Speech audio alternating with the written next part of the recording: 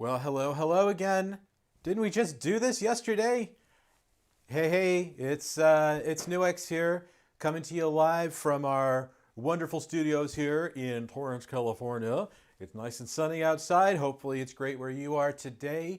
If you're watching this on the Pedal Guy channel or on the NUX channel, welcome.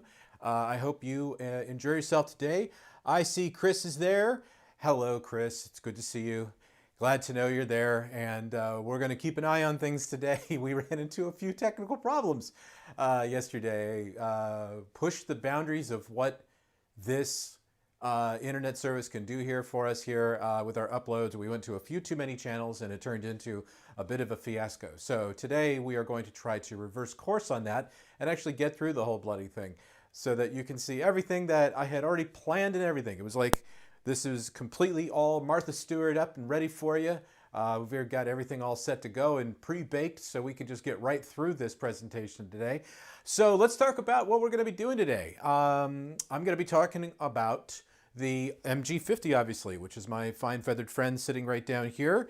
And I've also put a MIDI controller there as well. So you can see that we're going to be talking about MIDI controllers and how to use them with the MG50Li. Have to keep remembering that Li part, guys.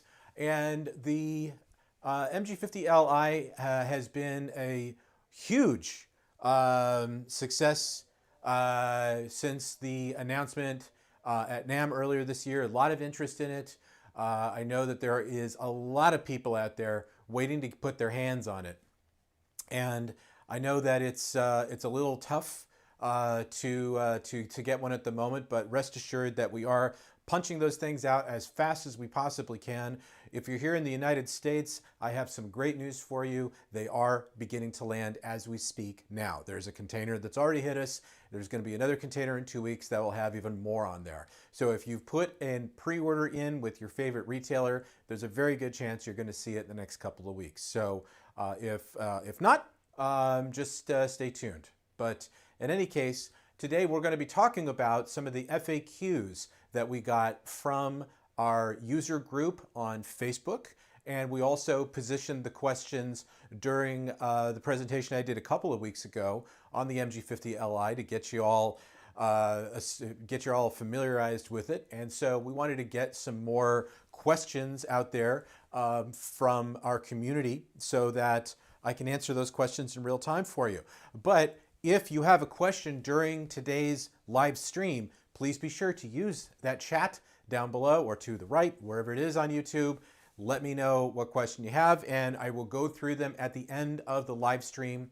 And from there, I will go ahead and answer them. So do start asking those questions if you got them. We probably don't have everybody we had from yesterday's live stream, but nevertheless, this is a good opportunity to ask the vendor something about the product.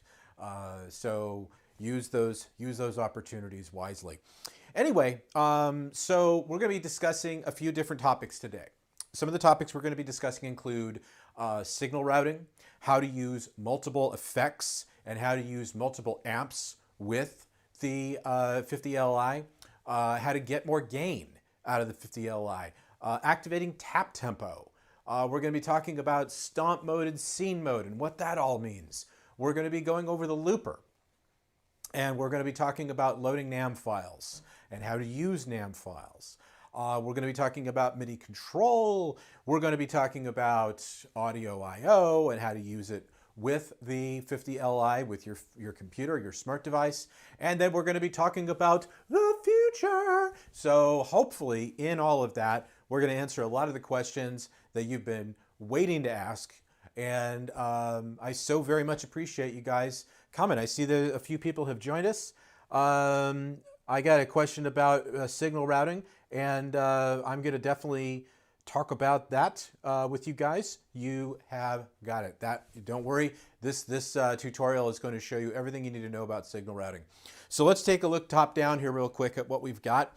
So I've got my MG50Li obviously right here. We're using a C5RC as our input. We've got a MIDI control switch here to show you how to program or how you could use a MIDI foot switch with the MG50Li, which is an extremely powerful feature in the product. We're just going to be going over other things like gain. We're going to be talking about inline trim. We'll be talking about stomp mode. We'll be talking about a whole bunch of different things today. And then, of course, we'll open the floor for Q&As afterwards. So do be sure to pop those questions in. Now, before we start talking too much here, let me get my handy dandy guitar on. And this time, the guitar is not going to give us problems like it did yesterday. And we'll throw on the headphones as well. So everything should be pretty groovy today, I think, without too much trouble. I'll just throw the headphones behind me here so it doesn't get in my way. And let me go ahead and switch back to my top down here. So yesterday we were having some problems with the old Gibson here. It was giving us a few issues. Thankfully we figured out what the problem was. So let's make sure we got a tone. There you go. So we had a total fail, and that turned into quite a fiasco. Yep, had to do that. I've got sound effects on here too, so if we happen to tell a bad joke or a good joke, we'll have something to have a giggle about on a Friday afternoon, because let's not take ourselves too seriously. It's Friday. Let's all have a little bit of fun, okay? So let me also introduce you to my good friend, the iPad, which is my favorite touchscreen ever, and we can actually expand it out and make it look even more interactive. Woo! So we're going to start talking about signal routing. Now, when it comes to signal routing with the MG50Li, you've got 3 different modes to choose from. You've got serial mode, you've got parallel mode, and you've got split mode. And I've got a question here about, love to hear the 5150 amp. Yep. Well, we can do that. We can do that definitely later on in the live stream. So just remind me later. I'll also go back and take a look through it. But let's keep going with signal routing quickly here. So we have 3 different signal routing modes. We have serial, we have parallel, and we have split. And each one of them has its own features. So what we are looking at right now, if we're looking at it from here, I'm going to go ahead and go to top down. Everything I'm going to do here on the iPad here will be reproduced. So even if I make adjustments here, it would be reproduced on the 50Li itself. So from here, I'm just going to go into the edit so we can see what it looks like. I've already created a few presets for you here, and let me go ahead and bring my guitar into it.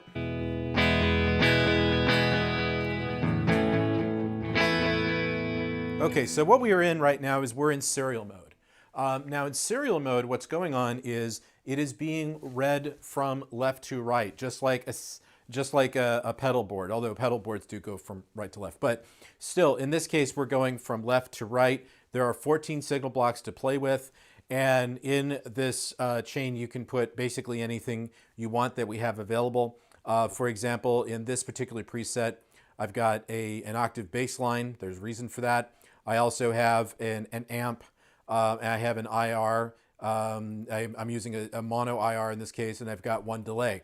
Now you can see that as I've been making those changes are all being reflected on the iPad as well with the application. So it's one of the best features about the product is the app.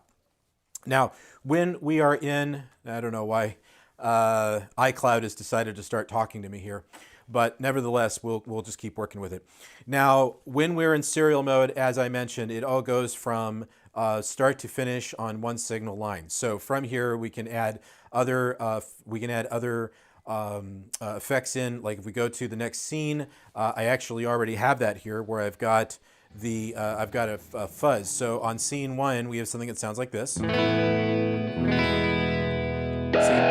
scene 2.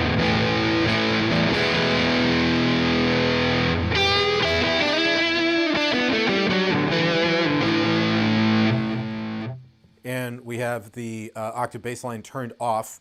And again, I will tell you why in a bit. And then on scene 3, I've gone ahead and set up a touch wah. So we have something that sounds like this.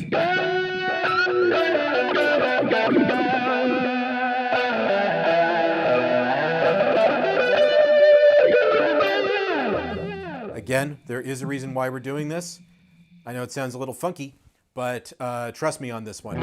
So the next step is let's go to parallel and show you what's going on with that. So I'm going to go to the parallel preset that I've already gone ahead and set up. Now in a parallel, what we have is we have the divider signal block. And when we go into the divider signal block, and you can see that right here, we can go into, we can select channel A if we want to, channel B.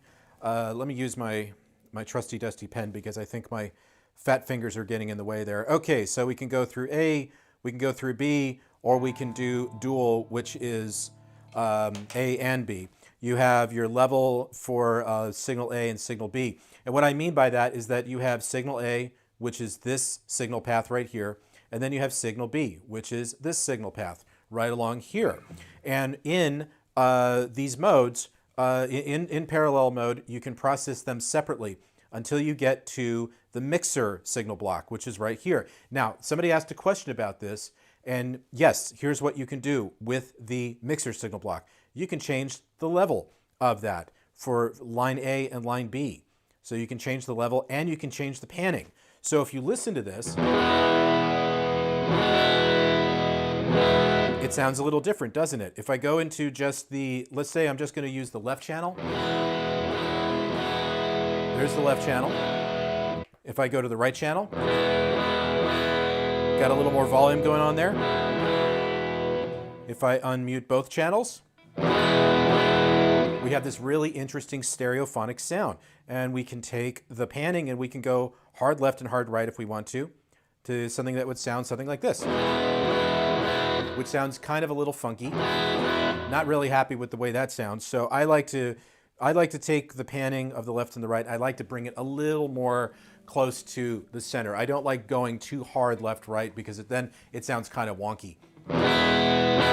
But we have in this, if you're wondering what's going on here with this preset, let's go down the signal path so we can look at that. So firstly, we have a modulation. We have a phaser 90. On channel A, we have an XTC Blue. Now, this is one of the deep images of the MG50Li, which is a profile that we have created. We have a ton of deep image profiles. Now, if you're unfamiliar with what a profile is, it is essentially a sampling of the amplifier. So we are capturing the amplifier and we are bringing it into the 50Li, but we call it deep imaging. And what happens with deep imaging is it's just like a multi-layered sample, if you're familiar with that, where each velocity triggers a different sample. It's the same idea, where we have different layers of that amp profile. We have up to 6 in a deep image. And that is really great because that means every knob turn, every little nuance is reproduced faithfully. And it just sounds that much better. But I will get to more about that one. Let me go to the IR here. So in the IR, we have, we're using a mono here in this case because we are doing a left-right mix here. And this has just got an M1960 with a V30. Now, from there, we have the mixer. And then you can see that we have a delay and a reverb behind that. What's going on is that the signal is being, the A and the B signal are being mixed together, and then it's going through a delay and the reverb for the whole thing. Now, why would I do that? The reason I would do that, the very simple reason I would do it, is because I don't want to lose focus on the tone. Okay, if you've got too many reverbs going on and too many delays going on at the same time, you're going to sound like you're mixing in a washing machine. You're in the Grand Canyon. And look, for ambient music, hey, that's great to do stuff like that. But if you're playing like good old rock and roll, that's a little too much. So right here I have nice control over all that sound. So that's why I use it in that manner. Now here on the bottom on B, we have an AC boost, because we're using a JC120, we're using a jazz chorus, and we're using the corresponding jazz chorus IR. and then we have the harmonist. So again, you're probably saying, "Whoa, why do you have all that?" Okay, well, this is why. So here's scene 1. Here's scene 2. Now that sounds wrong, but that's because I'm not playing within the key that the harmonist is set to. So if I start playing in the key,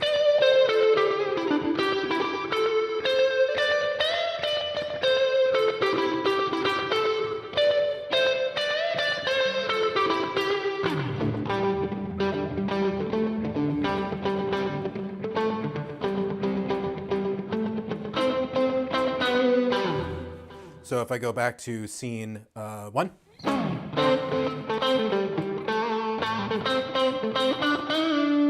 scene 2,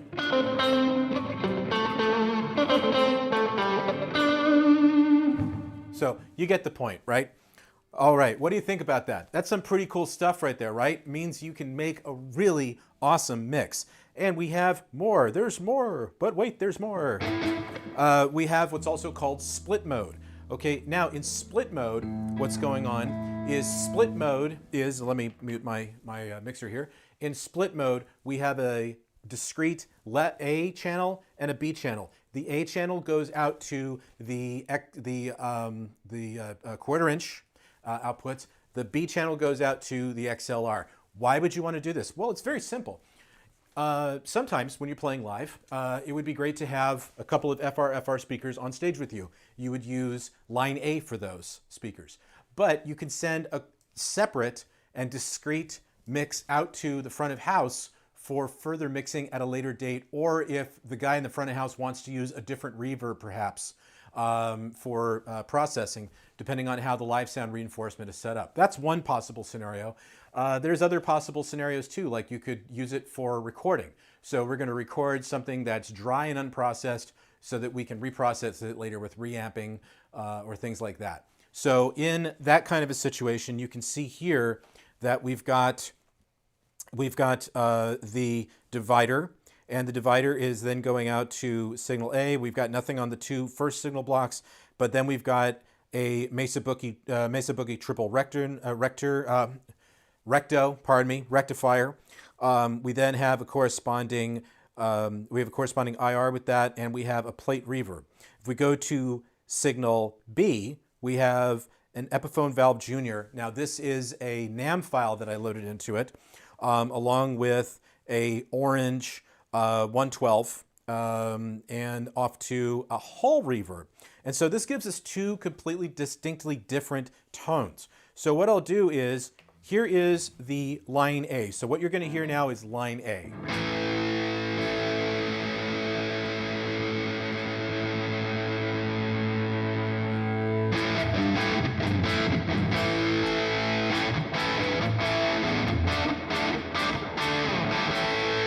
Okay, and now what I'll do is I'll go to line B, which is the XLR, and this is going to a mono.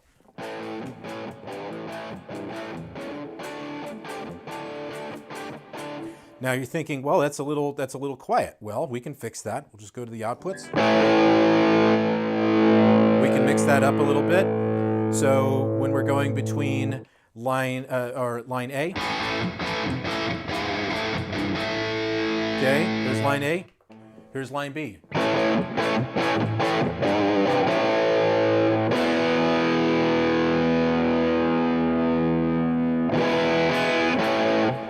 So that gives us something completely different to play with. And that is what signal routing is all about. So you've got, again, to sum it up, you've got 3 different versions of signal routing. You've got serial, you've got parallel, and you've got split. So have at it, and I think you'll really enjoy it. Now let's get on to the next topic, and we're going to be talking about multiple amps and effects. So this was a question that was asked of us earlier, and how many of these effects can you have? How many of these amps can you have? So on and so forth. And there's a great point to this. Okay, so with the MG50Li, you get 2 of everything. So that means you've got 2 patch levels. You've got 2 EQs. You've got 2 noise gates. You've got 2 amps. You've got 2 cabinets or 2 impulse responses. Now, because it's Cyber IR technology, though, each one of those IRs can be stereo. So in essence, you can have 4 cabinets at once, and each one of them can be distinctly different from the other. So you could have a 112, a 210, if you wanted to, a 412, and something a little more wonky on the other side as well. And you can put the microphone anywhere you want along the speaker axis. Of course, you can also load in your own impulse responses as well. Celestion has a ton of them. Chop Tones has a ton of them. There's several companies that offer impulse responses. And you can also change the microphone on the IRs that we include with the 50Li. So to give you a quick example of that, we can keep working. Let's go back with the parallel routing here. Let me bring the guitar back up. There we are.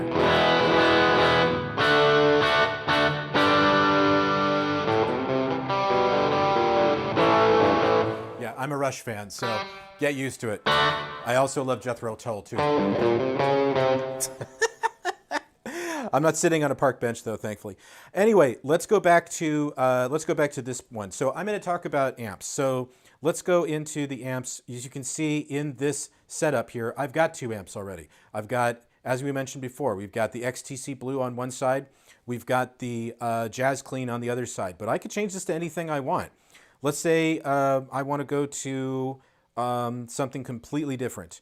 I'm going to go to one of my impulse responses. I have on this side, I have a steel string singer, and I'm going to put a little drive on that. So I've got 3 instances of the steel string singer.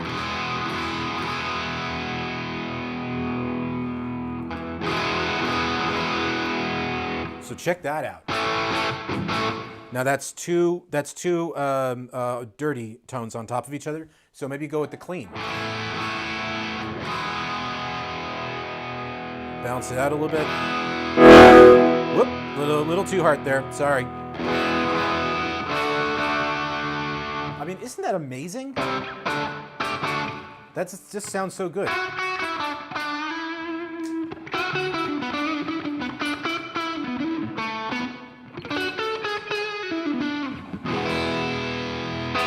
Okay, so going on from there, we have on the B signal path, we have an AC boost. So if we want, I'll tell you what, we'll put another effect here just for grins. I'm going to move this over to one more over to the side there, and I'm going to do something I probably shouldn't do. But hey, it's my live stream, so I'll do whatever I want to. I'm going to go to one of our deep images here. Let's go to a full tone.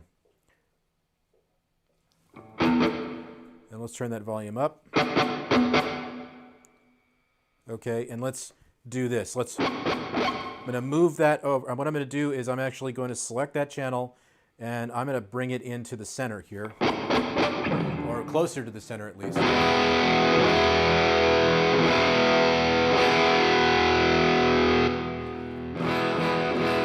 Right?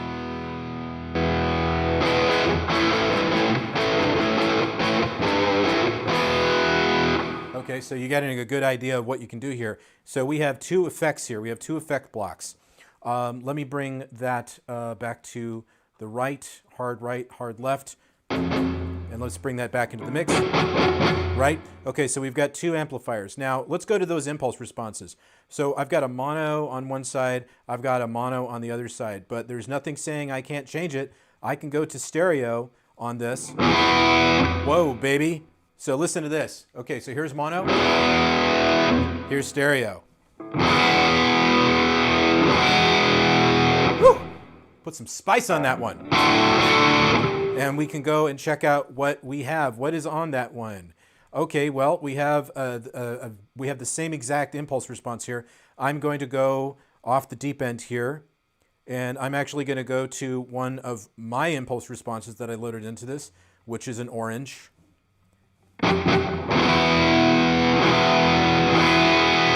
Ooh, that is spicy. Okay, let's go over to the other channel. I'm going to go and change that to a stereo as well. And what's in the right? Okay, well, now that one's not the one I want. But what I do want is I want that Soldano 412. Oh, we're getting, woo! We're getting a little hot there on the output. Ooh, baby. Okay, that's a little too hot. Let me go ahead and maybe change it to something else. Let's just do something totally off the wall here. We'll do a Princeville.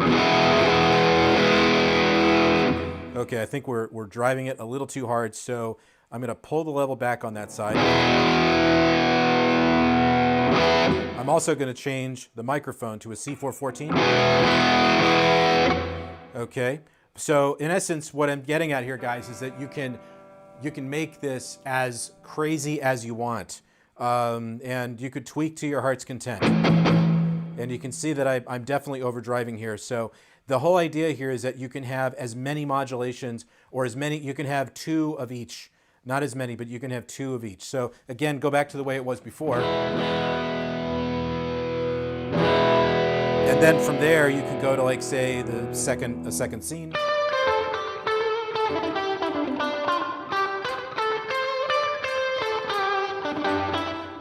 Okay, so there you go. And that handles multiple amps and multiple effects. All right, let's move on to the next topic. Adjusting your gain. What's the gain? What's it all about? Well, you have a whole bunch of different ways that you can adjust the gain. One way you can do it is you can play quieter. No, one way you can do it is you can go into the 50Li here, and you've got your input trim. So from here, you've got 6 different input trims that you can select, and then you can set as input trim presets. Now, why would you want to do this? Because not every guitar is the same when it comes to its input trim needs. Something like, you know, this Gibson requires a little more oomph on the top end there. So I can get a nice gain and then save it as a preset. So if I go down here, I'm selecting the first one, I'm turning it up just a bit. Let me play a little bit while I'm doing that. So here it is.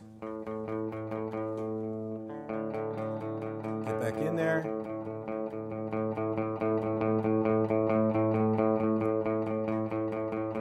Now we don't want to go too high, but once we have it there, it's now preset in and you're good to go. And as you can see here, you can have 6 presets. So every guitar can have its own input trim. That's one way you can do it. Another way you can do it, and let me actually turn that brightness down because I just realized that's a little too much for this screen here. There we go. Okay. What you can also do is you can change the global EQ to be a little cleaner if you want. And of course, we have plenty of options inside of the 50Li to increase your gain on a clean sound. So if you're using, like, say, for example, if I go back, well, I'm actually on a pretty clean sound here because I'm using a jazz chorus. If I want to boost this, what I can do is just create a separate effect slot here, and I'll just go to an AC boost or maybe an RC boost. Bring that in. And what I'll do is turn that gain down. I'll bring that up. There we go. There we go. And there we go. Okay, so that's a nice clean tone. So yes, absolutely you can change the gain of the tone if it's clean, because I realize not everybody wants to rock and roll all the time. They want to have a nice clean sound for maybe creating some nice jazz chords. If I played that right, of course. So yeah, that's definitely a very easy way to do it. So hopefully that helps a lot. I see somebody's hanging out. Is this a replay of yesterday? No, this is not a replay of yesterday. This is a do-over of yesterday because yesterday's live stream had some technical difficulties. So I decided to just go ahead and do the whole thing all over again. Like that. Okay, now, next thing we're going to talk about is we're going to talk about tap tempo. Tap tempo. We have tap tempo built into the MG50Li. It's incredibly easy to use. And I'll just take a look at it right from here. So if I go into the control expression, what we want to do is we want to set this up to use the fourth foot switch here. We want to use that as a tap tempo. So if I go to the scene here, if I go to 4, you can see I've got 1, 2, 3, 4, and that is correspondingly, it is 1, which is the expression pedal, 2, 3, which are the two inputs back there, and then 4. So I'm going to go to 4, and I'm going to change this to tap tempo. Okay, so now as I start making changes to it, you can see that the tempo is changing up here. And you can see if you look at the upper left corner of the app here, you can see that the tempo is changing along with it. Now, one of the other things you can do is if you go into the settings, okay, you can let's see, what am I looking for here? Other. You can tell it that you want the tap tempo to be either preset only, or it can be set to global. Now what that means is that in preset, it's just going to follow the tap tempo of the preset.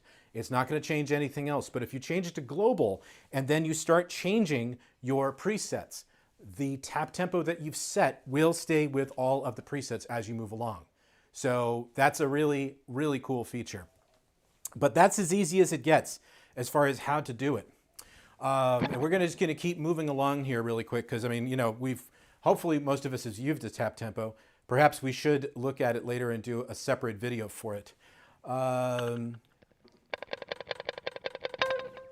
Okay, so I have a question here about using the quality of the effects. Yes, we can talk about the quality of the effects later on for sure. I'll be sure to do that. But for the time being, let's go ahead and let's talk about stomp and scene mode.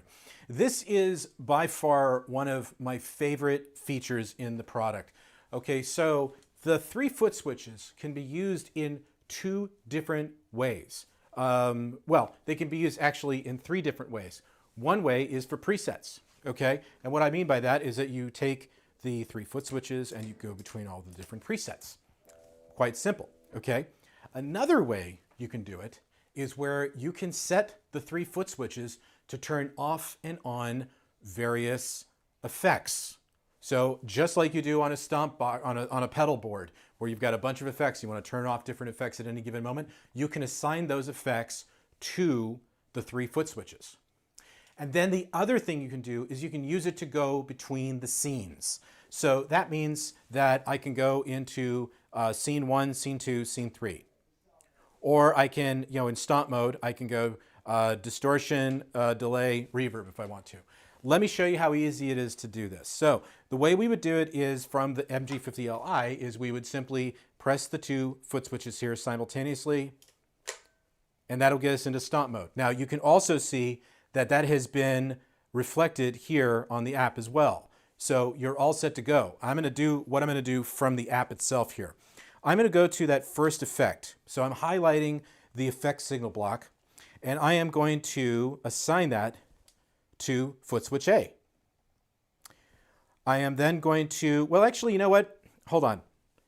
This is not the right preset to do that with. Let's go with the parallel. And now let's go back into stomp mode. So now we're back in stomp mode. Okay, now it's going to be a bit more interesting. Okay, so in stomp mode, I'm going to go ahead and I'm going to assign this foot switch to stomp A. I'm going to assign the delay to stomp B, and I'm going to assign the reverb to stomp C. Now I'm going to go back out to the top level, and I'm now going to go actually in the 50Li. I'm going to go right in there. Okay, stomp A. Oh, we have to go into stomp mode. That would probably help, right? So now we're in stomp mode. Darn, I think I have to make that change again. Sorry guys, sometimes we go a little too fast for our own good.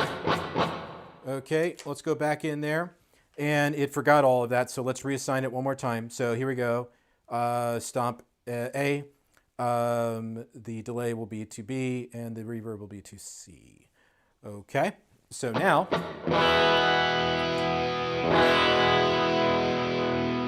got the it's a phaser effect.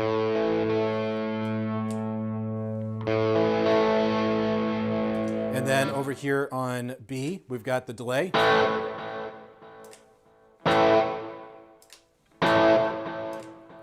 And then we've got C. All right. So that's a really handy feature. Now let's go back to the first preset again so I can show you what the scene mode is all about. So I'm going to go back here and go from stomp mode to scene mode. So now I've got 3 scenes where I can select them from the different foot switches. So here we are, scene 1, scene 2, scene 3. Or I can go right back to just the preset. Now, one of the things you can do to make it even more spicy if you want to is you could assign, you could have the row foot switches set up for, say, stomp mode, okay? And then you could have a foot switch if you want to, like the MIDI foot switch we've got here. We could actually assign those to the scenes so that you could actually have the best of both worlds. And I might actually have a little demo of that for you in a second here. But let's keep going along here. Let's talk about that looper. A lot of people have asked about the looper. How does the looper work? Well, it's so very simple. And in order to really demonstrate it, I'm going to actually start with something a little. Let's see. I'm actually going to go. This is something I am going to use scene mode for. I'm going to go to scene mode, and then I'm going to press and hold to access. See, so what I did there, sorry, I just realized the top down wasn't on. So we're in preset mode. I'm going to go to scene mode. And then what I'm going to do is hold for the looper. I'm going to press and hold for the looper. And there it is. Now the looper has also been updated here on the app as well. And what I can do is I can change the different settings right from the app, which makes it incredibly easy to use. So let me just take you through the parameters very quickly. We have the record button, we have the stop button, we have the clear button, and we have the undo button. You have 1 level of undo and redo. You also have normal record and you have auto record. Auto record will start when it detects a signal. That happens to be my favorite way to go. You have your effects, you have your looper placement, which is pre or post. And what that means is if you're in pre, it's going to put it at the front of the signal path. Whereas if you're in post, it's going to put it at the end. So most people do it in post because post will enable you to record one loop with a different tone and then exit the looper, go find another tone, and then go back in and do it again. So there are different ways to approach it. So I'll go ahead and keep it in post, and then you can change the loop volume right here as well. So I'll just get that right back to where it needs to be. So what I'll do is just very quickly, I'll hit the record button, and it's not going to start recording until it actually detects a signal. So let me just give you a quick little demonstration.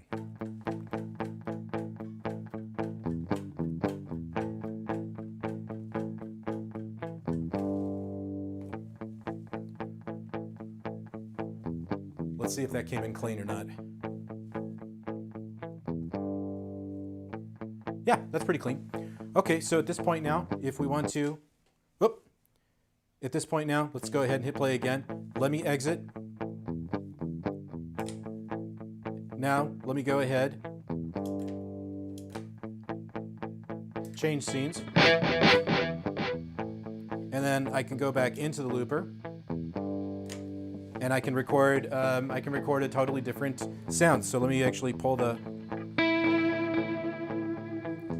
I'm not going to do anything too crazy here. I'm just going to go ahead and just record an overdub. So here we go. Let's tap in.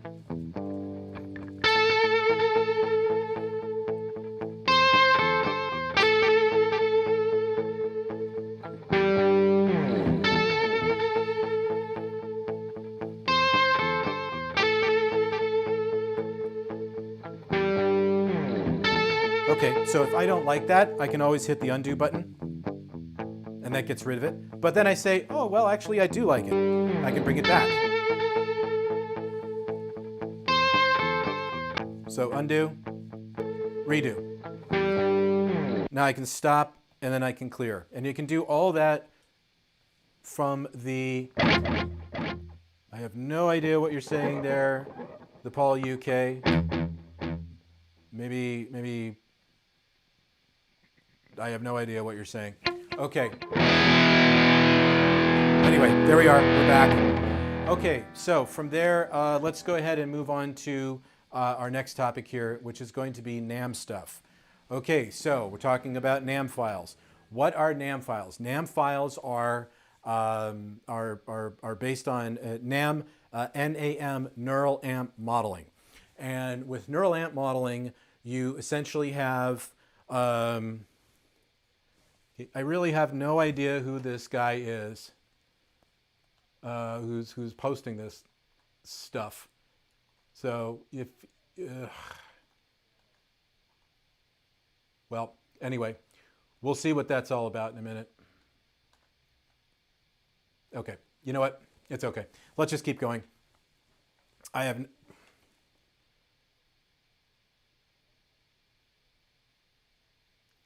All right, so the Paul UK, I don't know who you are, pal, but if you could just stop typing in, that would just be wonderful, because I don't know what's coming through. It just looks like a bunch of gobbledygook to me. Anyway, back to our regularly scheduled program. What we have is, with the NAM file, we have the ability to load in what are called neural amp models, which are amp samples. So it's somebody who samples an amp. I'm going to keep going, thank you. It's a sample of an amp that is recorded at a nominal level. And essentially, it's become this whole culture. And it's absolutely astounding what you can do there. From the, what you do is you can go to tone3000.com, and I will put a link in the video description. So after the live stream, you can go back in and check it out for yourself. But with the Tone3000, you can go to this database. You can find the amp that you've always wanted. Like in my case, I went and I found the let's see, let me give you an example. The Dumble Steel String Singer. I can't afford a Dumble Steel String Singer, but I can certainly download a NAM image of that file, a NAM file there, and bring it in. And it's completely open source and it's completely free. That's one of the beautiful things about NAM files. Another instance was I went to go find a Rockman. Now, I'll tell you a funny little story about Rockman, just real quick. So with Rockman, when people would come to me and show me amp modeling back in my buyer days when I was a buyer at Guitar Center, they would always show me this stuff. You know, here's our amp model of the Marshall. Here's the Fender. Here's the Vox. And I was like, ugh, geez, you know, everybody has these. Find me something unique. And I said, why don't you ever do a Rockman? What is wrong with you guys? And nobody could ever do it. But now I can go onto Tone3000 and I can actually download a Rockman. I can download a Rockman NAM file for free. And I did, in fact. So what I'll do here, let me show you what that's all about really quick. I'm going to go here and find a blank preset. Okay, here's my blank preset. Okay, great. And I'm going to go and bring in a NAM file that I downloaded. So I'm going to go to amps.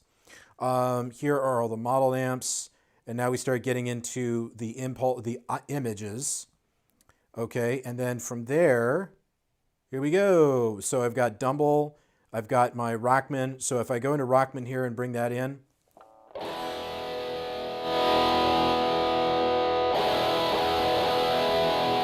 Okay, so that doesn't sound so great. It sounds pretty, you know, it sounds pretty nasally. I wonder why that is. Oh, well, that might be because we don't have a cabinet behind it. Well, whoops, we probably better do that. So I'm going to go ahead and go into the impulse response, and I'm going to go into stereo because Tom did things in stereo.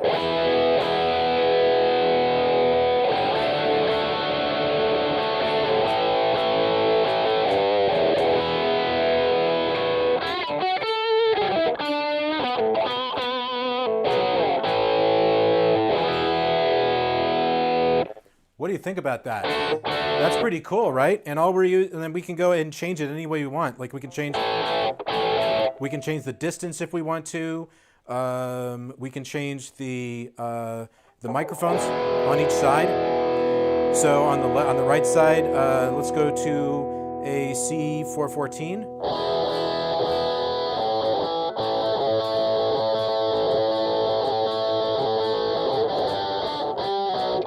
So, you know, there's a whole bunch of different things you can do with it. And somebody just asked a question about profiling your own amp. That is actually what the MG50Li does. The MG50Li is a profiler of its own. So you can actually go in here and you can use the image. It'll give you a diagram of how it works. This now works with an app that is available on our website. And it shows you exactly what you need. So as long as you have a load box, and your computer and your amp, you should be just fine. It's actually a really simple, it's actually a very simple technology. Well, not a simple technology, it's a simple technique to do it. It takes a lot of practice, and actually we released a video a couple of days ago. Kevin at the office released a video a couple of days ago that shows people how to create images of your own. But I'm going to take it a step further, guys. What we're going to do here, and this is very exciting here for the office here, is that we are in Los Angeles, okay? So we have some of the best amps in the world available at our local rental house. We're going to go to our local rental house. We're going to start renting those amps out. We've got a load box coming. We are going to do our own deep images here, and we're going to release them for free. So when you use the MG50Li, you're all set to go. And we might even create NAM files of it too. So if you're using the MG30, the MG300 Mark II, the MG400, the MIDI Plug Pro, the MIDI Space, the Amp Academy Stomp, you'll be able to get in on the fun as well. How about that? Doesn't that just ring your bell a bit? So that is something we are going to profile that we're gonna do in the process here. So it's going to be really, really fun. All right, I have to keep going here because we have a few more topics that we've got to hit, but do keep those questions coming in. I promise I will get to them. We don't have as many questions coming in today, but I will be more than happy to answer them for you. Okay, now we're going to talk about MIDI control. Now we're going to talk about MIDI control. Oh, MIDI control, MIDI control. I love the MIDI control. Let me go back to my blank serial because I actually do have an example of this, of what we can do. Now, with MIDI control, let's talk about that. Just about everything inside of the 50Li can be controlled via MIDI. That can be a program change. It can be a controller change. You can map it out to knobs. You can map it out to foot switches. You can map it out to sliders. Basically anything you want to do. It's very simple. In our case here, I'm using a four-button foot switch MIDI controller here, and this is going to help me demonstrate how it works. But if we go to the app, in the upper right corner, you see the three dots right there. You can go and select MIDI list. These are all of the parameters that are available to you via MIDI. I mean, isn't that great? Look at that. There's 83 different possibilities. And you can literally do pretty much anything you want. Now, what I've done is I have created a couple of examples here with the MIDI foot switch. So I've got 4 MIDI foot switches here to play with. And what I will do is go into the edit because I've programmed the first one to be a momentary switch. I've programmed the second one to turn off and on the 1/4-inch outputs as a mute switch. I've programmed 3 to be the mute for the XLR output. And then I've set up foot switch 4 to be the tuner. So in this case, I can just go in right here and create a MIDI momentary switch. Now, you're going to ask, why are you doing that, dude? Okay, well, here it is. In fact, let me turn off that guy right there, and let me go ahead and go to scene 2 so you can hear why I did this. So the reason I'm using, well, you're going to know in a second why I'm doing this. Hang on 1 second. Just making a little adjustment here. Okay, so I'm going to just hold a note.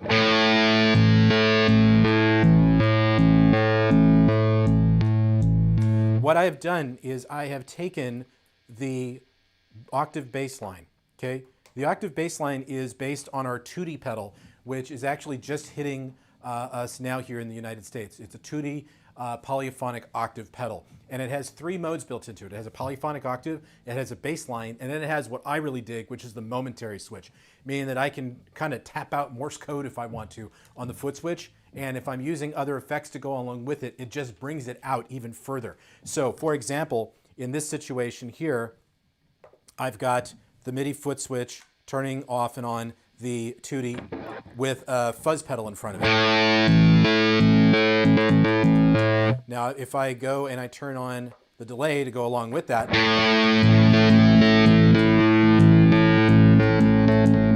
and then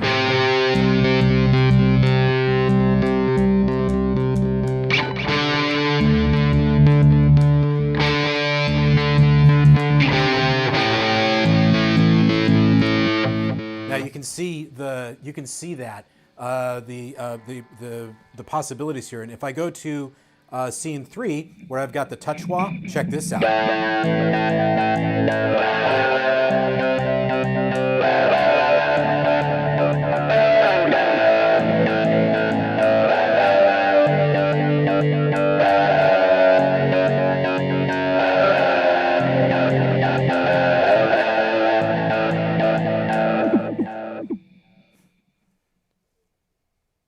So I mean, isn't that cool? I love MIDI. I've been doing MIDI since the 90s, so I've used just about every little thing you can think of. And when it comes to the MIDI controllers out there, foot switches, knobs, sliders, keyboard controllers, and trust me guys, back in the 90s when I was starting to do this stuff with MIDI controllers, they didn't look nearly as sexy as they are today. They were so minimal. And of course, we didn't even have digital audio when we were doing it. It was all done with reel-to-reel tape machines. And we all hunted each other with clubs in the jungle. I don't know. Just trying to make light of the situation here. But here's another way to use the MIDI controller. If I go into the console, I've got the second. Oh, whoop. Let me go back again. So I'm going to go. It taps back out and goes out to the front there. So I'm going to go to the console again. I've got MIDI foot switch 2 that is controlling the 1/4-inch output. So.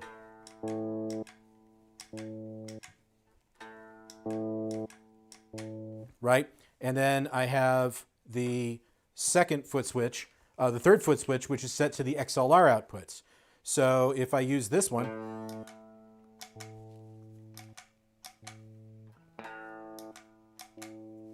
go back in there.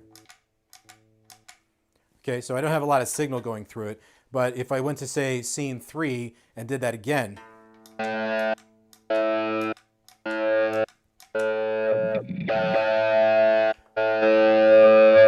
there's the 1/4-inch.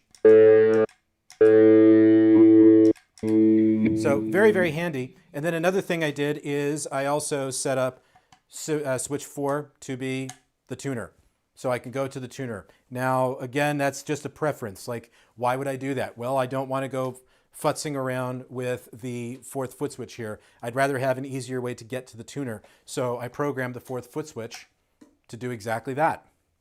So that's another thing you can do. Or you could, in this case, I'm going to bank up one, and I could just go scene 1, scene 2, scene 3.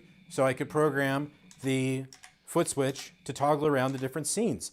And then if I went into, say, let me go to let me go back to that one. So if I then go in here and I go into stomp mode, and let's say I do what I did again here, where I assign foot switch A to the modulation, foot switch B to the delay, foot switch C to the reverb, and then I've got this to go through, I can now have the best of both worlds, where I could turn.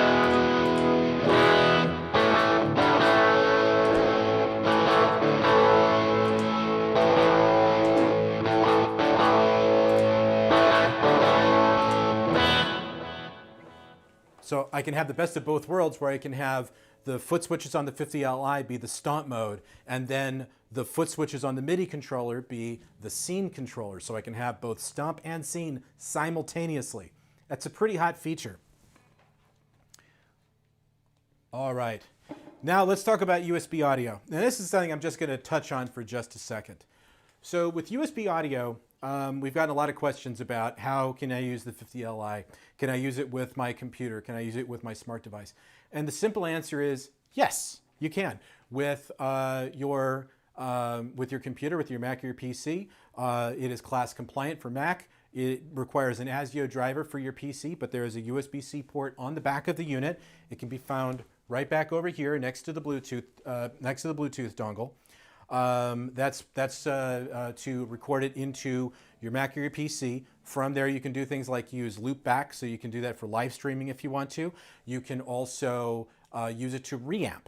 Reamping is a really cool functionality. Let me know out there, guys. Let me know out there, guys. Has anybody done reamping with any of our products? Have you tried reamping?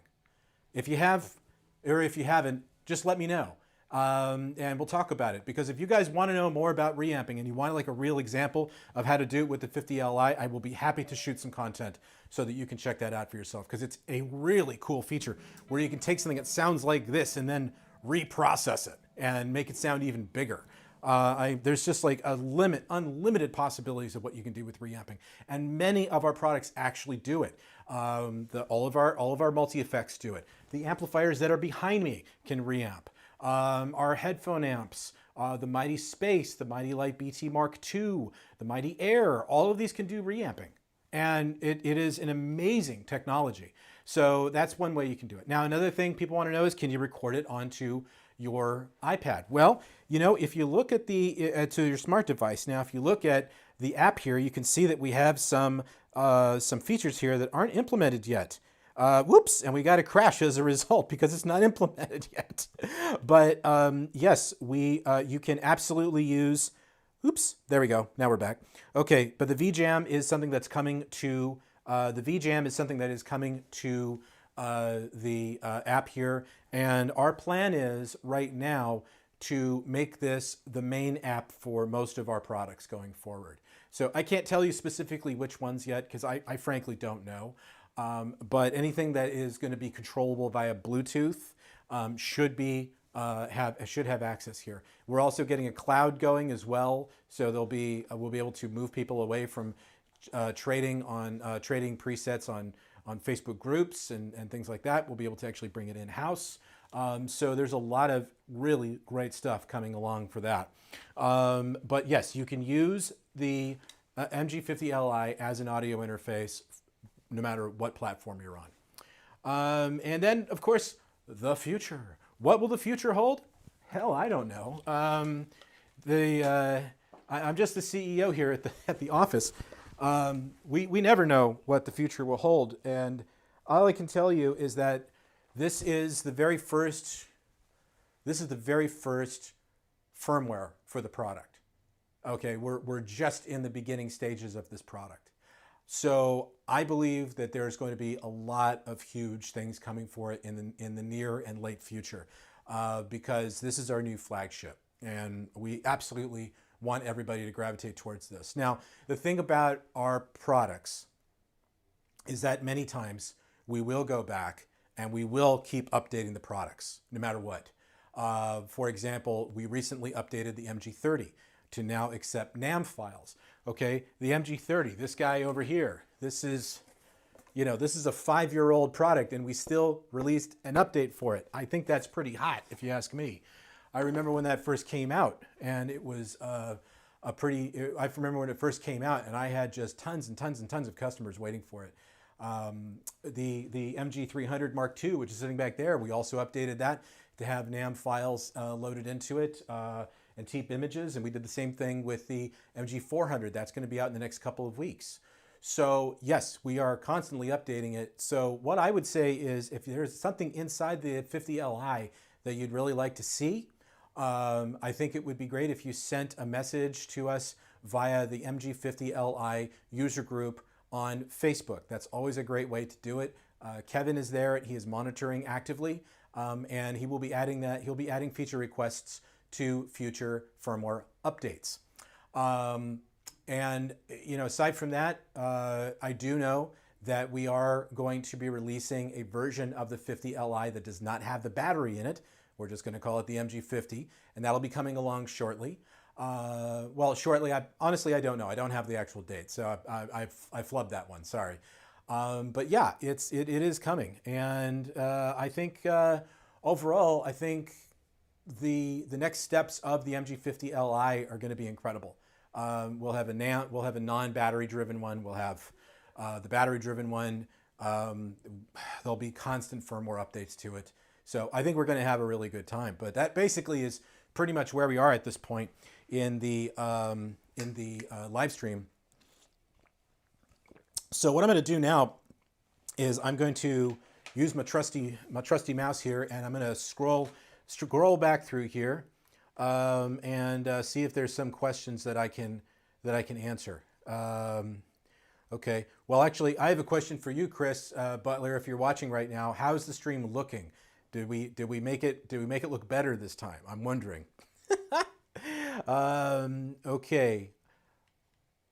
All right. So wants to hear this gentleman would like to hear the 5150 amp in a modern metal type of tone. Well, let's see if I can do that for you. Let me move back here. I'll go back to my trusty.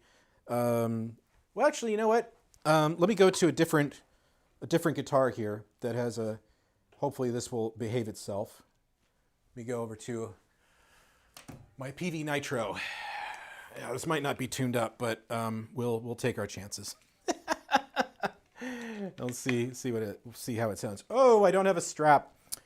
Oh, bad guitarist, bad. Okay, let's get a strap for it. Let's bring it over.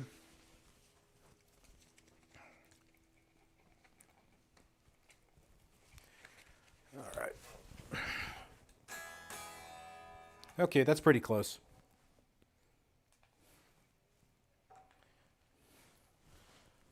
Okay, so you can see I've got my PV here. Let me throw my headphones back on. And let's see if I can give you a quick example of what that sounds like. So give me 1 second here. My headphones are rocking a little too much there. Bring everybody back up. Okay, great. So let me go in here and let's go and select our blank preset. And I will go here and let's bring up an amp. And let's see. Where is that amp? There it is. Okay, well, let's see if we have a... I forgot totally if we had one or not. I don't believe we do. No, we don't. Okay, so I'll just work with the model. So there's the model. Let's bring up an impulse response to match it, and I'll do it with a mono.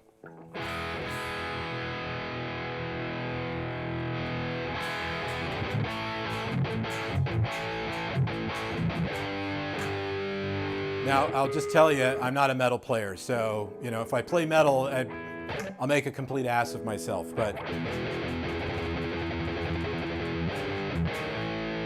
Now, a couple things you can do to kind of metalize this up a bit is you can always go into the edit here, and you can go and you can select a different microphone, maybe something like something like that.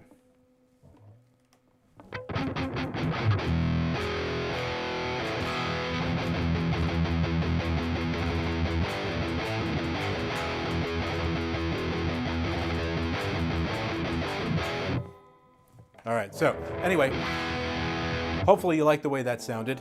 Let me go ahead and mute the lines here, and let's keep going. Let's keep going. So, Gene Lopez, I hope you dug that one. Okay, so let's go to, here we go. So Truncate wanted me to do a demonstration of how serial and parallel modes worked, and so hopefully I'm glad that that helped you out there. Let's keep going. Let's keep going. Oh, this is one I saw earlier. NUX, are you honest with the amp sounds? Well, how do I answer that without sounding like a snide jerk? I certainly don't want to come off that way. Yeah, of course we're honest with the sounds. When we model them, we try to get as close as we can to the way it sounds through physical modeling. When we're doing deep images, we're sampling the actual amp. So yes, I think we get pretty darn close to the real deal. And I have some very high-profile users that, you know, some A-listers out there that do use our modelers, and they think they're some of the best they've ever heard. So and these are people that I grew up listening to as a kid. So I couldn't think of a better compliment than that. When you hear when you see our videos and you hear the audio that's playing in the background, we don't do anything with the audio.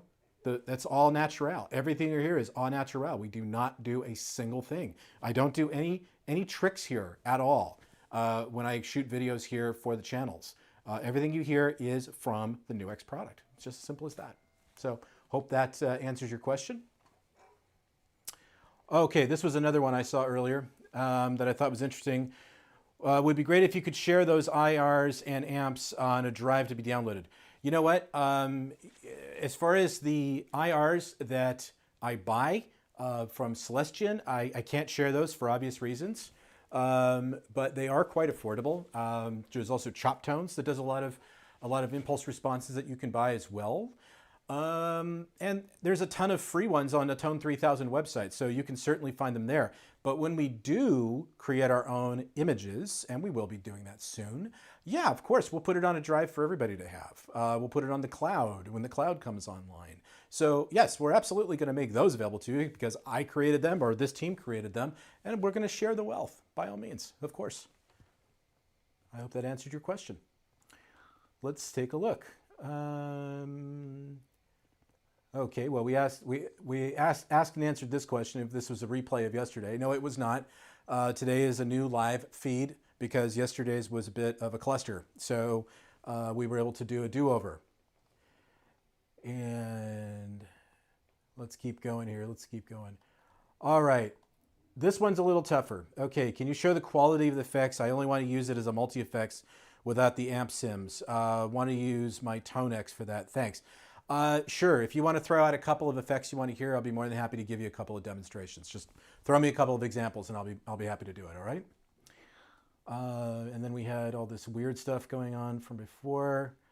And Gene also picked up on the fact that it's that NAM files are open source. That's fantastic. Stream in English, chat in English, dude. Okay, I guess somebody finally did. Okay, here's a good one from Chris Butler. Thank you, Chris. What is the process and the physical connections you need to make to profile your own amp? Well, the easiest way that I can answer that is actually by showing you a close-up of the top down here, because we have the image button here, which is the center rotary encoder. If we press this, it shows you everything you need and where the physical connections are required. If you also go to our YouTube channel, as I mentioned earlier, Kevin did an amazing video this week that will take you through how to create your own image files on your own and how to compile them as well. So when you want to create several of them at once and compile them into a single profile, you can do that. But this pretty much shows you everything you need to do in order to make that happen. So I hope that answers your question, Chris. Thank you. Okay. I saw this question. I had to answer it. Would you say this thing is worth it? Well, you're asking the guy who works. You're asking the CEO of the company if I think it's worth it. Yeah, of course I think it's worth it. I think a lot of our products are worth it. Why not? Right? What harm could possibly come from it? I will say this. Okay, so to put a little more sauce on the taco there. When I first came to know NUX was when I had my dealership called the Pedal Guy. Some of you may be watching this from the Pedal Guy channel right now. And when I went to an amp show in I forget what year it was, but it was the first year that I was in business. I was looking for new brands to bring in. I met the guys at NUX and they said, why don't you try a couple pedals, bring them in, see what happens. And so I did, because I said, what the hell, they're over in Arcadia and I can just, if it doesn't work out, it doesn't work out and we'll just try a little bit. And so I bought a couple of pedals and lo and behold, they sold like within a couple of days. And I was like, oh, this is interesting. So I bought some more and they sold again. And this was just an ongoing thing that went on for a couple of years. And then we hit, I was getting, shipments like every other week from NUX, or I would run out to the office out there and pick them up myself. And then we hit the pandemic, and next thing you know, I'm going out there pretty much every day of the week and picking up more stuff. So I was a user of the product and a seller of the product long before I worked for the company. So I only go to companies after 3 decades in this business. I only go to companies of whose products I believe in. I don't play games on those kind of things, because if I don't think the product's good, I'm not going to waste my time trying to promote it or try to talk about it. So I wouldn't be here if I didn't think that the NUX products are good. So I want to just give that little background to show that authentically, truthfully, transparently, yes, I'm a big believer in the brand. So hopefully that will help convince you. Okay, let's keep going here. Chris asked another question here. Can you profile, sorry, it looks a little weird there. Can you profile an amp with the IR rolled in? Yes, you can do that. Absolutely.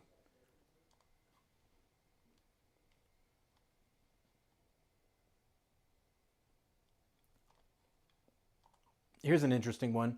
Can you split your chain A, B with frequency crossover?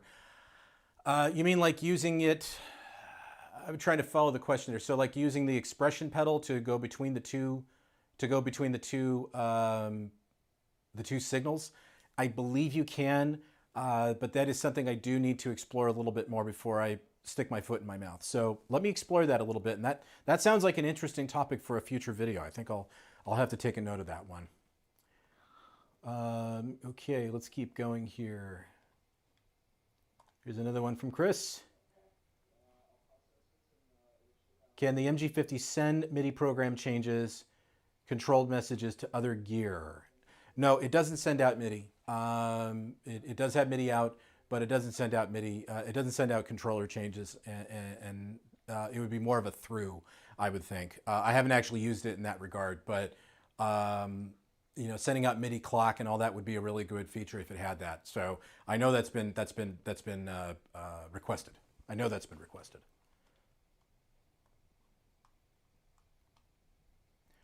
All right, Chris is full of those questions today.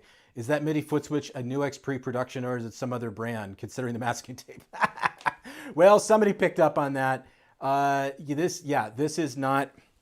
Let me get my water out of the way there. No, this is not a NUX product. This is not a NUX pre-production unit. I believe that we are looking at it right now to do something there, but no, it's a different brand. It's not MVAVE. It's the other one that people have known my channel for. So if you've ever been to my channel and all that, you've probably. I'm gonna take the headphones off here for a second. Hopefully for the rest of the day.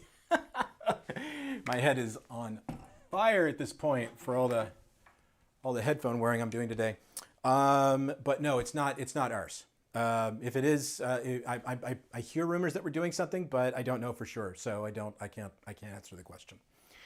But I had to put masking tape over it for political reasons. Okay, let's see. Okay, well, same motherboard. I'm guessing that's an MVAVE chocolate MIDI. It is not. You missed it. It's where the tones are not so hot. What did I say? Okay. There you go. I told a bad joke. There we go.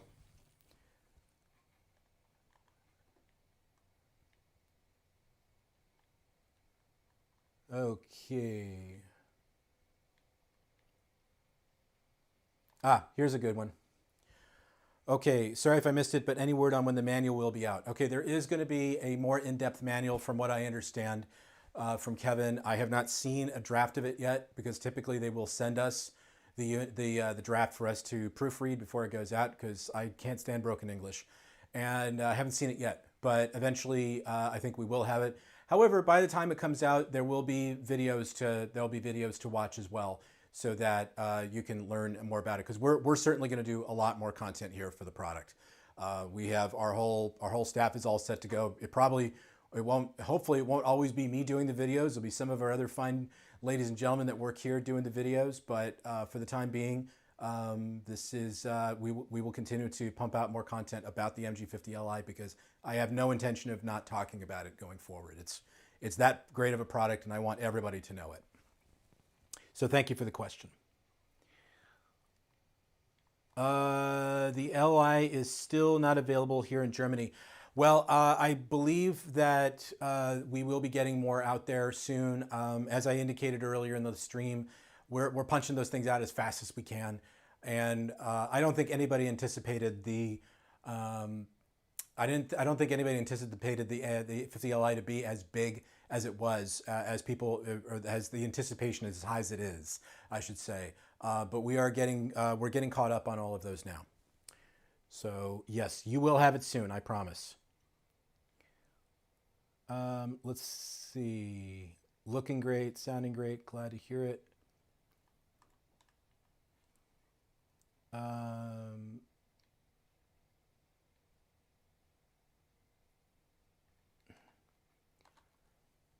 I would definitely like to see more effects come in. Yeah, I agree. There should be more effects. I'd like to see it. But do keep in mind, we have 2 effect sends and returns in there, so you can roll your own as well. So you can bring in some of your favorite effects. And in some cases, you can profile it. So if you have like a favorite overdrive or distortion or boost pedal, you can profile it. And then that way you don't have to worry about us making one for you. And if you read the tea leaves, and you look at it, it's only going to be a matter of time before we're going to be able to start profiling our favorite pedals, whether they are overdrives or whether it's our favorite reverb or whether it's our favorite phaser. We'll be able to do that someday, I'm quite sure at this point. So just stay tuned to all of that. And well, we're definitely going to have more stuff come in. This isn't the last destination. The last stop on this train here. Let's see. Okay, please show some effects. Okay, yeah, I'll be happy to show some effects. Let me go back here and let me do it from the app here really quick. So if we want to see some of the effects, let's go in and take a look here. So I'm just going to go to the effects block, and here's a distortion. Okay, now it doesn't look that exciting here, but if I switch over here to the channel here, in fact, you know what? I'll go back to this one so you can see it a little better, okay? How's that? And I'm going to go ahead and hit the edit button, and you can see the different effects. So these are all of the modeled effects that come with the 50Li. Now, when we start getting into the no bells overdrive, you can see the little tag right there, and that means it's an image. So we have deep images of 1, 2, 3, 4, 5, so many. I've lost count already. In fact, a little fun-filled fact, the Turbo Overdrive was my very first pedal that I ever owned, and so it's now deep imaged here in the MG50Li. We have all of these other ones to work with, and then on the end we added the 2D polyoctave, and we also added in a mono octave as well, which is a heck of a lot of fun. If we go out and go back in and say, let's change this to maybe go to that where's that modulation there?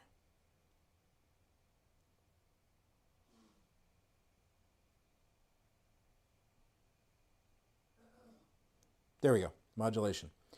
And let's go in. Here are the modulation effects. Different stereo choruses, vibrato, detuning, phaser.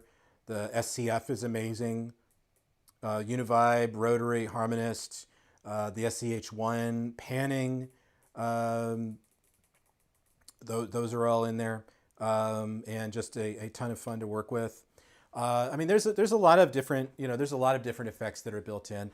And I think maybe what we'll do, we'll do another video where we kind of focus in on maybe the group of different effects that are there. Maybe that'll help. Okay.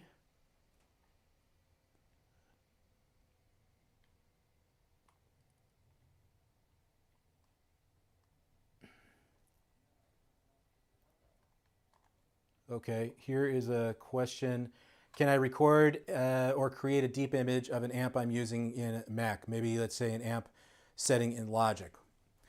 So I guess I'm trying to understand your question. So you're saying you want to be able to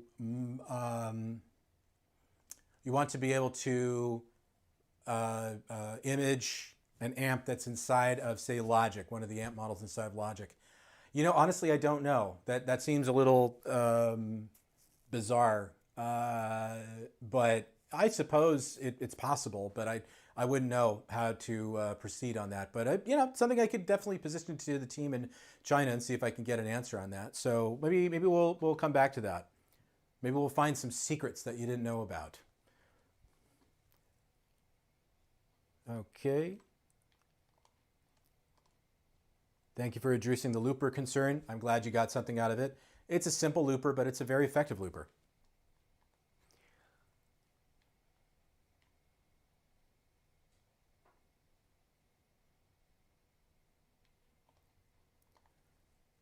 Can you do some more of these on your other products? What are these? Please elaborate. I'll be happy to try to answer your question there. Let's keep going here. We're getting on to almost an hour and a half here.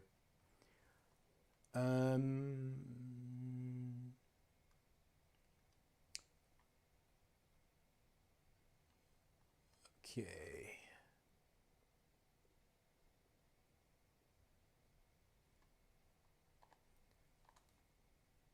Right. Chris asked no, or said no cloud computing required, like on the Helix Stadium. Well, that's true. There's no cloud required. Everything is hosted on the unit itself, and you can control it from your iPad if you want to, or from your phone, which is incredibly helpful.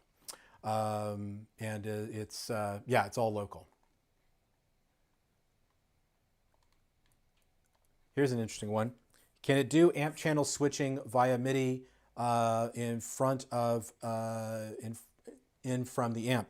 Well, that really comes down to the MIDI messages here. So if we take a look here at the MIDI messages and see what we can do here, I mean the MIDI the channel. There isn't really an amp channel switch per se, but what you can do here's a way to go. Here's a way to go through it. You can use pro scenes, and when you use pro scenes, because our scenes are pro scenes inside of the 50Li, meaning that each scene can have a different amp with a different setting, or it can have an amp with a different. It can have the same amp with a different setting on each scene, and you can actually do your clean and dirty switches right from there if you want to. That's certainly a way you can do it, and that's something we'll explore with a future video for sure. So yeah, thank you for bringing that one up.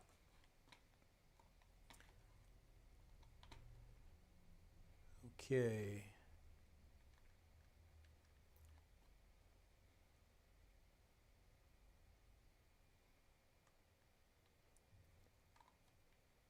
Okay, this one's a bit of a long one here. Okay, I meant splitting the signal chain on different frequencies, high frequencies and low frequencies, separated to be processed manually like on the HX Stomp, particularly popular on bass guitar processing. I gotta say probably not. I'll go back and look at the other your original question, and then put them together. And if there's a way that I can get to something that explains that a little better, I will certainly try to do that. Much better than the than the NUX 30. The MG30. Well, I don't think it's a very fair comparison. I think the MG30 is absolutely still an incredible product for its price point and its value. And I would say that if you have the means to go for, the MG50Li, I'd say go for the MG50Li. But if you don't have the means, the MG30 is still a fantastic solution too. We've been selling them strong and steady for years now. And yeah, I can't say enough about it. I love it. I love the MG300 Mark II as well. That's what is so great about our product line, is we make products that fit everybody's budget. So everybody can have some fun with amp modeling, with amp profiling, with all of that stuff. So yeah.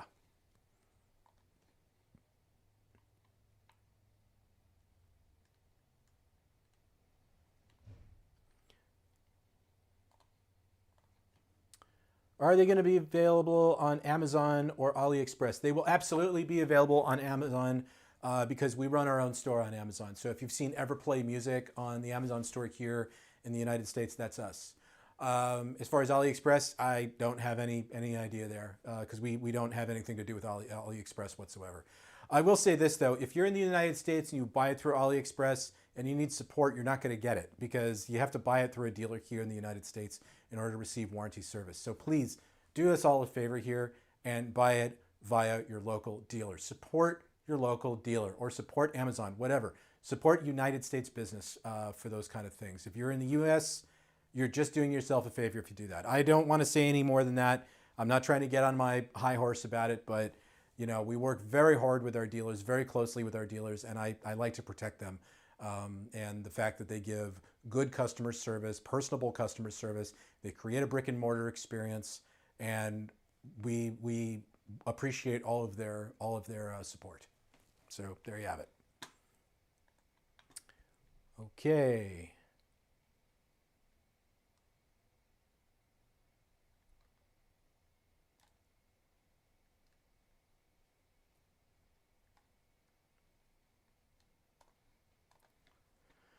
Okay, not just the unit itself, but you need your PC to profile. No, oh yeah, yes, you do. You need a PC in order to make that happen. Yes, that is part of the game. So you need to do that.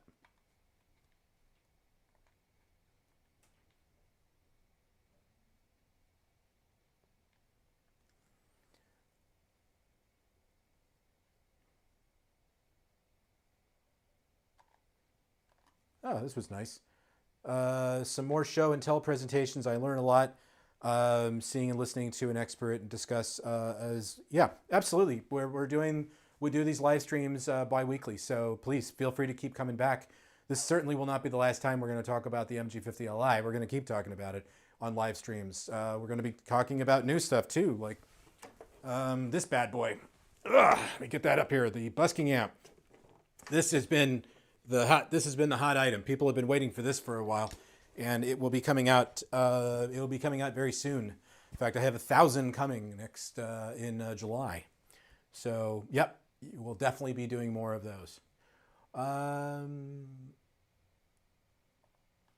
Okay, this is very off topic, but off topic. Would you recommend the NUX NPK20, please? Yes, of course I would. It's a great sounding piano. It's a great sounding digital piano. It's fantastic. It's got those built-in effects. It's got the microphone input, reverb. It's got a price point that's really aggressive and nice. One of our artists, Amiko, a good friend of mine, she plays the NPK20, and she's just been absolutely blown away with the way it sounds.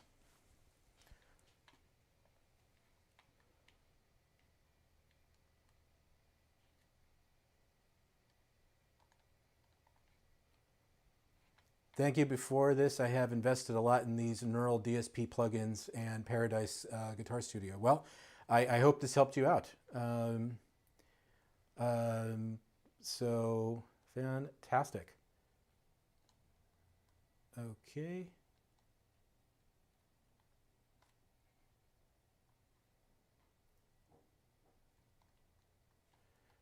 Wow, I think we got all the way to the end here.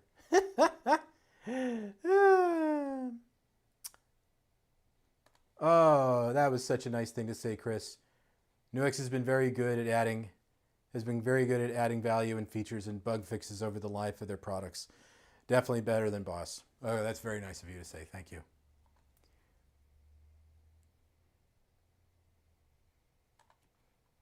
Oh, here's an interesting question. Okay. Hoping NUX would become one of the first to provide in-house repairs or servicing or sell spare parts. Yeah, we do sell spare parts, actually. We carry like LCD screens for the MG30 and the MG300. We are trying to do repairs here. Sometimes we can, sometimes we can't. And we're actually going to get some more training from China so that we can actually do it. We had a gentleman fly in here last year to help us repair a whole bunch of stuff. Yeah, we do want to be able to be that kind of a company, which goes miles ahead of everybody else. I mean, you know, we're not offshoring any of our business, or any of our support. Everything is done here for the United States. We have an entire office here. When I first moved in here, we had 2 people, then we had 3 people. Now we have 8 people, and it's growing, and we're even talking about a 9th person now. So yeah, absolutely. Okay, well, I think we're getting to the end of. Oh, and Sally Weber here said thank you very much. Thank you very much too, Sally. I appreciate you being here.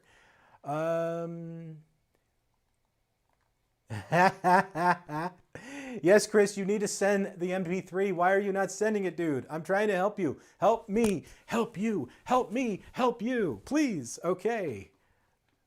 All right. Well, it is Friday. This is now the 2nd time I have done this live stream, and I am pooped. We still got so much more to do here today. So I think without further ado, I think we'll go ahead and say thank you very much for attending today. We'll be back in a couple of weeks with another topic to discuss. I'm not sure what it'll be yet, but I'm sure it'll be a great one. And I hope to see you there. So until then, if you have any further questions, please hit us up at hello@nux.us. You can also reach us via nuxaudio.com and social media. So